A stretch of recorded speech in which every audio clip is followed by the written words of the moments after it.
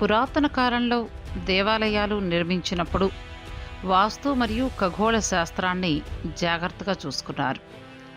ఇది కాకుండా మహారాజులు తన నిధిని దాచి దానిపై ఒక ఆలయాన్ని నిర్మించి నిధిని చేరుకోవడానికి ప్రత్యేక మార్గాలు ఏర్పాటు చేసేవారు. ఇది కాక భారతదేశంలో వాస్తుతో సంబంధం లేని కొన్ని దేవాలయాలు ఉన్నాయి. ఈ దేవాలయాల రహస్యం ఇప్పటి వరకు తెలుసుకోలేదు. ఇలాంటి అంతుచిక్కని 20 దేవాలయాల రహస్యం గురించి ఈ వీడియోలో వివరంగా తెలుసుకుందాం. కామాఖ్య దేవాలయం భారతదేశంలో నమ్మశక్యం కాని వింతలు విశేషాలు ఎన్నో ఉన్నాయి. భారతదేశంలో చాలా రకాల శక్తి పీఠాలున్నాయి. మన దేశంలోని 51 శక్తి పీఠాలలో కామాఖ్య ఆలయం ఒకటి. ఇక్కడ అమ్మవారు భక్తుల చేత పూజలు అందుకుంటున్నారు. అస్సాం రాష్ట్రంలోని కామరూప్ జిల్లాలో గువాహటి పట్టణంలో కామగిరి అని పిలువబడే నీలాచల్ కొండపై ఈ ఆలయం ఉంది. ఇక్కడ త్రిపుర సుందరి, మాతాంగి, కమల విగ్రహాలు ఏర్పాటు చేయబడ్డాయి. మరోవైపు ప్రధాన ఆలయం చుట్టూ ఉన్న ప్రత్యేక ఆలయాల్లో 7 ఇతర విగ్రహాలను ఏర్పాటు చేశారు. సంవత్సరానికి ఒకసారి ఋతుచక్రాన్ని ఆచరించే దేవాలయం. ఈ దేవి సంవత్సరంలో ఒకే సమయంలో ఋతుచక్రం అనుభవిస్తున్నట్లుగా నమ్ముతారు. ఆసక్తికరమైన విషయం ఏంటంటే ఈ దేవాలయంలో దేవి విగ్రహానికి బదులుగా యోని ఆకారంలో గల ఒక రాతి నిర్మాణం ఉంది. దానిపై సహజంగానే కొంత నీటి చెమ్మ ఆవిర్భవించడాన్ని చూడొచ్చు. కాళికా పురాణం ప్రకారం ఈ దేవాలయం శివుడు సతి ప్రాణత్యాగం తరువాత ఆమె దేహాన్ని భుజంపైకి ఎత్తుకుని తాండవం చేసే సమయంలో ఆ మాత యొక్క యోని భాగం ఈ ప్రదేశంలో పడిందని నమ్ముతారు. అజంతా ఎల్లోరా ఆలయం. అజంతా గుహలు మహారాష్ట్రలోని ఔరంగాబాద్ జిల్లాలో ఉన్నాయి. ఈ ప్రసిద్ధ అజంతా ఎల్లోరా గుహలు భారతీయ శిల్ప కళాకారుల నైపుణ్యాన్ని, కళను ప్రపంచవ్యాప్తంగా చాటు చెప్తున్నాయి. ఈ అజంతా ఎల్లోరా గుహలు ఒక రాతి కొండను తొలచి నిర్మించిన ఆలయం. మొత్తం 4 లక్షల టన్నుల రాతిని తొలిస్తే ఆలయానికి ఒక ఆకారం వచ్చింది. 29 గుహలు అజంతాలో మరియు 24 గుహలు ఎల్లోరాలోనూ ఉన్నాయి. మాన్యుమెంటల్ గుహలకు ప్రసిద్ధి చెందిన ఎల్లోరా ప్రపంచ వారసత్వ సంపద. వీటిని రాష్ట్రకూట సంవత్సరపు పాలకులు నిర్మించారు. ఆకాశం నుండి చూస్తే ఈ ఆలయం ఎక్స్ ఆకారంలో ఉంటుంది. భూమి నుంచి చూస్తే 4 సింహాలు ఎక్స్ ఆకారంలో నిలబడినట్లుగా కనిపిస్తుంది. చరణధారి కొండల నుండి తవ్వబడిన ఈ గుహలు హిందూ, బౌద్ధ, జైన దేవాలయాలు, సన్యాసాశ్రమాలు 5వ శతాబ్దం నుండి 10వ శతాబ్దము మధ్యలో నిర్మించబడ్డాయి. మొదటి 12 గుహలు బౌద్ధ మతానికి చెందినవి. వీటి నిర్మాణ కాలం క్రీస్తుపూర్వం 600 నుంచి 800 మధ్య ఉంటుంది. 13వ గుహ నుండి 29వ గుహ వరకు హిందూ మతానికి సంబంధించిన దేవతలు, పౌరాణిక కథల్ని తెలుపుతాయి. వీటి నిర్మాణ కాలం క్రీస్తుపూర్వం 600 నుంచి 900 మధ్యలో ఉంటుంది. 30 నుండి 34 గుహల వరకు జైన మతానికి సంబంధించినవి. వీటి నిర్మాణం క్రీస్తుపూర్వం 800 నుంచి 1000. ఈ గుహలన్నీ కూడా పక్కపక్కనే ఉండి ఆ కాలపు పరమత సహనాన్ని చాటి చెప్తాయి. ఈ గుహల విస్తీర్ణం సుమారు 2 కిలోమీటర్లు. ఈ మొత్తం గుహల నిర్మాణానికి 500 సంవత్సరాలు పట్టింది. ఈ గుహల యొక్క రహస్యాలకు సంబంధించి నేటికి పరిశోధనలు జరుగుతున్నాయి. ఖజురహో ఆలయం. ఖజురహో ఆలయం మధ్యప్రదేశ్ రాష్ట్రం ఛత్తర్పూర్ జిల్లాలోని ఒక గ్రామం. ఢిల్లీకి 620 కిలోమీటర్ల దూరంలో గల ప్రాంతం. ఇండో ఆర్యన్ కళకు అద్దం పట్టే శిల్ప వైభవాన్ని ఇక్కడే చూస్తాం. దేవాలయ శిల్పకళకు, అపూర్వ శిల్పాలకు ప్రపంచంలోనే గొప్ప ప్రదేశం ఖజురహో. ఆశ్చర్యం కలిగించే విషయం ఏంటంటే ఉత్తర భారతాన్ని అతి తక్కువ కాలం పాటు పరిపాలించిన రాజవంశీయులలో ఒకరైన చండేలా రాజులు ఇంతటి అద్భుతమైన కళాఖండాలను ఎలా చెక్కారో అని.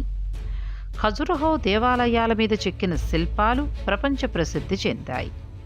ఇవి వాత్సాయన కామసూత్ర గ్రంథంలోని వివిధ భంగిమలలో చెక్కబడ్డాయి.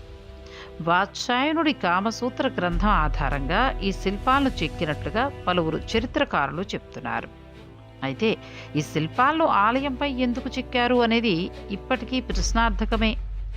ఈ శిల్పాలను చూసేవారిలో చెడు భావం కూడా కలగదని, ఆలయం లోపలికి ప్రవేశించిన తరువాత ఎంతో ప్రశాంత భావన కలుగుతుందని పర్యాటకులు తెలుపుతుంటారు. మన భారతదేశంలో ఆగ్రాలో ఉన్న తాజ్మహల్ తరువాత ఎక్కువ మంది సందర్శించే ప్రదేశం ఖజురహో ఆలయం. మొత్తం 85 దేవాలయాల్లో ఇప్పటికి నిలిచి ఉన్నవి కేవలం 22 మాత్రమే. నర్మదా, చంబల్ నదీ పరివాహక ప్రాంతం, వింధ్య పర్వత శ్రేణులు ఈ గ్రామానికి ఎల్లలుగా ఉన్నాయి.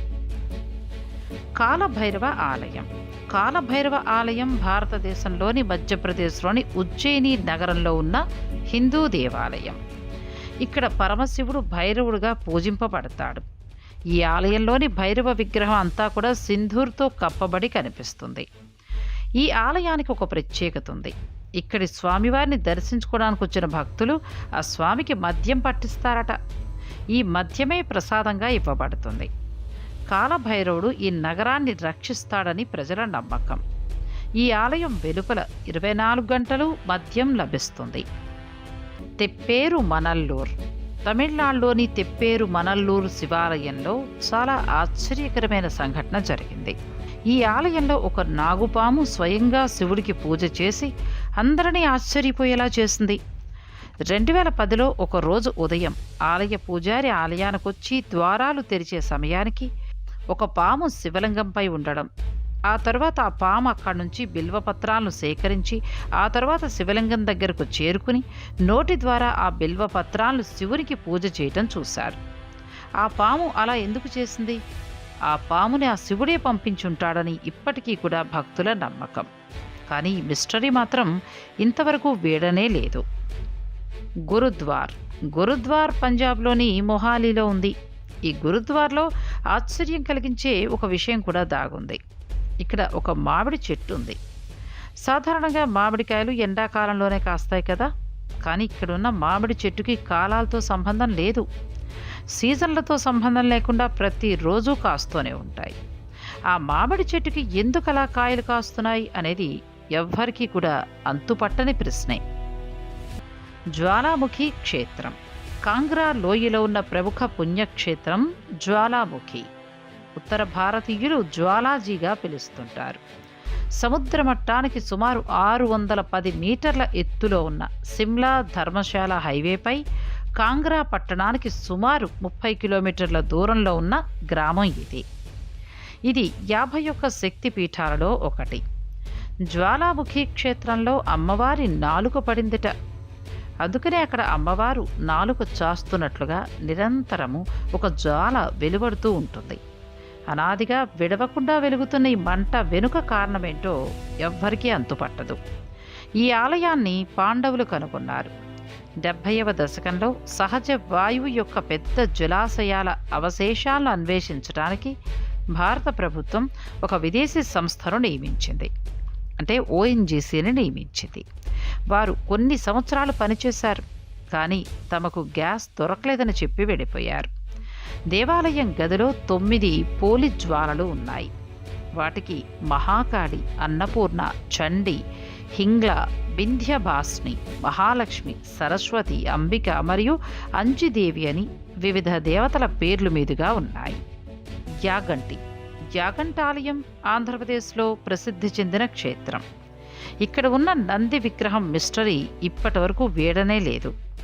మొదట్లో చిన్నగా ఉన్న నంది విగ్రహం రాను రాను పెరుగుతూ వచ్చి ఆలయ ప్రాంగణాన్ని ఆక్రమించుకుందని స్థానికులు చెప్తూ ఉంటారు. దీనికి సైంటిస్టులు చెప్పే మాట ఏంటంటే, ఆ రాయి పెరిగే స్వభావ గుణాన్ని కలిగి ఉందని, అందుకే ప్రతి 20 ఏళ్లకు 1 ఇంచు చొప్పున పెరుగుతూ ఉంటుంది అని అంటూ ఉంటారు. అయితే భక్తుల నమ్మకం మాత్రం అది కాదు. యుగాంతంలో ఆ నంది పైకి లేచి రంకె వేస్తుందని నమ్ముతారు. ఇలాగే మరొక ఆలయం కూడా ఉంది. ఆ ఆలయమే పూరి జగన్నాథ్ ఆలయం. పూరి జగన్నాథ్ ఆలయంలో నీడ ఎలాంటి సమయంలో కూడా కనిపించదు. అంతేకాదు, పూరి క్షేత్రానికి సమీపంలోనే బంగాళాఖాతం సముద్రం ఉంది. ఆ సముద్రపు శబ్దం కూడా ఈ ఆలయంలోకి వినిపించదు. ఆలయ సింహద్వారం వరకు కూడా సముద్ర ఘోష వినిపిస్తుంది. అది దాటి లోపలికెడితే శబ్దం అనేది ఉండదు. మరి ఆ టెక్నాలజీ ఏంటి అనేది కూడా అంతు చిక్కలేదు. ద్వారేష్ దర్గా పూణే. ఇది పూణేలో ఉంది. 90 కేజీల రాయి పూణేలోని చిన్న దర్గాలో ప్రత్యేక ఆకర్షణ. ఇక్కడ కరెక్ట్గా 11 మంది కలిసి ఒక రాయిని కేవలం ఒక వేలుతోనే పైకి లేపాలి. రాయి ముట్టుకున్న వెంటనే హజరత్ కమార్ అలీ దర్వేష్ అని పలుకుతూ రాయిని పైకెత్తాలి.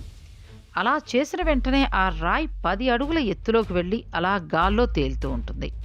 ఇది ఎలా జరుగుతోంది అనేది ఇంతవరకు కూడా ఎవ్వరికీ అంతు చిక్కలేదు.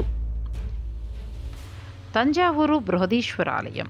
తంజావూరులోని బృహదీశ్వరాలయం ఇప్పటికీ కూడా ఒక మిస్టరీగానే ఉంది. దీనిని రాజరాజ చోళుడు 11వ శతాబ్దంలో నిర్మించాడు. ఈ ఆలయంలో రహస్యం దాగుంది. ఈ ఆలయంలో దాగిన రహస్యం నీడ.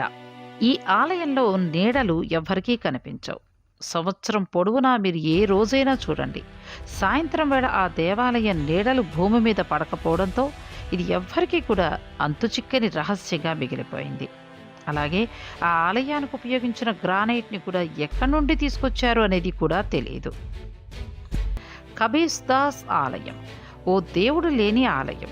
ఉత్తరప్రదేశ్లోని సీతాపూర్ జిల్లాలోని కబీర్ బాబా ఆలయం చాలా విచిత్రం. ఈ ఆలయంలో విగ్రహం ఉండదు, పూజారి ఉండడు. ఈ ఆలయం 150 ఏళ్ల క్రితం నిర్మించారని అక్కడి వారు చెప్తూ ఉంటారు. అయితే ఓ శివ భక్తుడు కబీర్ బాబా ఉంటారు. ఆయన సాయంత్రం వేళ భక్తులు సమర్పించే మద్యం సేవించి భక్తుల అనారోగ్య సమస్యలను నయం చేస్తాడని ఇక్కడి వారు బలంగా నమ్ముతూ ఉంటారు. అమ్రోహా. ఉత్తరప్రదేశ్లోని అమ్రోహా షర్ఫుద్దీన్ షావిలాత్కు ప్రసిద్ధి చెందింది. ఈ పుణ్యక్షేత్రం చుట్టూ కాపలాగా ఎవరుంటారో తెలుసా? తేళ్లు. మీరు విన్నది నిజమే. ఇక్కడ ఆలయం లోపల, ఆలయం చుట్టూ కూడా తేళ్లు తిరుగుతూ ఉంటాయి. 1, 2 కాదండోయ్, వేల సంఖ్యలో. అయితే అవి ఇక్కడికొచ్చే భక్తుల్ని కుట్టవు, వారు పట్టుకుంటారు కూడా. ఇలాంటి మరో ఆలయం ఆంధ్రప్రదేశ్లో కూడా ఉంది. చాలా ఆసక్తిని గొలిపే ఆలయాలకు సంబంధించిన అద్భుతమైన రహస్య సమాచారం ఇది. ఈ వీడియో మీకు నచ్చినట్టయితే లైక్ చేసి షేర్ చేయండి. అలాగే మరిన్ని అద్భుత సమాచారాలు తెలుసుకోవాలి అనుకుంటే మా ఛానల్ను తప్పకుండా సబ్స్క్రైబ్ చేసుకోండి.